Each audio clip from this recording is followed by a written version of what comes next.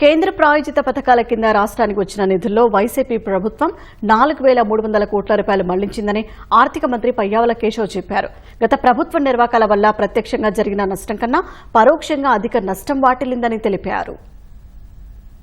చివరికి రాష్ట్రంలో కోవిడ్ డబ్బులు వస్తే అధ్యక్ష చనిపోయిన వాళ్ళకి 50,000 రూపాయలు ఇవ్వాలని కేంద్ర ప్రభుత్వం డబ్బులు ఇస్తే 1,100 కోట్ల రూపాయలు డైవర్ట్ చేసి దాని దాదాపు ఎన్ని వేల కోట్ల రూపాయలు రాష్ట్రం ఈ విధంగా నష్టపోయింది. రాష్ట్రం మీద అదనపు భారం ఎంత పడిందో చెప్పాల్సిందిగా నేను గౌరవ ఆర్థిక మంత్రి గారిని కోరుతా ఉన్నా అధ్యక్ష. కేంద్ర ప్రభుత్వం ఒక స్కీమ్ ఉంది అధ్యక్ష, national family benefit scheme NFBS. 2014-19 అధ్యక్ష బీపీఎల్ ఫ్యామిలీ చనిపోతే ఆ కుటుంబానికి వాళ్ళు అప్లై చేసుకుంటే అధ్యక్ష 25,000 రూపాయలు ఇచ్చేవాళ్ళు అధ్యక్ష. జగన్మోహన్ రెడ్డి గారు ముఖ్యమంత్రిగా ఉన్నప్పుడు ఒక్కరికి కూడా ఆ నేషనల్ ఫ్యామిలీ బెనిఫిట్ స్కీమ్ వర్తించలేదు అధ్యక్ష. అంటే నిధులు వచ్చి వర్తించలేదా? నిధులు వస్తే జగన్మోహన్ రెడ్డి గారు ఈ పేదవాడి మీద శవాల మీద కూడా పేలాలు ఏరుకునేటటువంటి ప్రభుత్వం అధ్యక్ష అది గతంలో ఉంది. కాబట్టి అవి కూడా డైవర్ట్ చేశారా? ఇటువంటివి ఇంకా ఎన్నున్నాయి?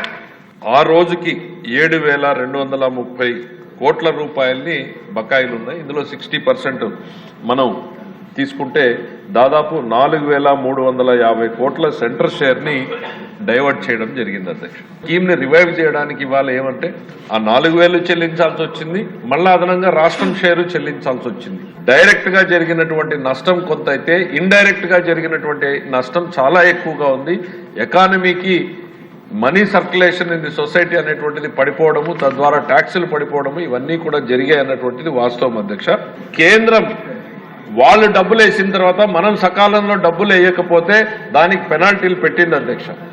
ఆ పెనాల్టీలు దాదాపు 350 కోట్ల రూపాయలకి డిమాండ్ రైజ్ చేసింది అధ్యక్ష. దాన్ని మేమైతే పే చేయలేదు, కేంద్ర ప్రభుత్వంతో రిక్వెస్ట్ చేయడం జరుగుతూ ఉంది అధ్యక్ష.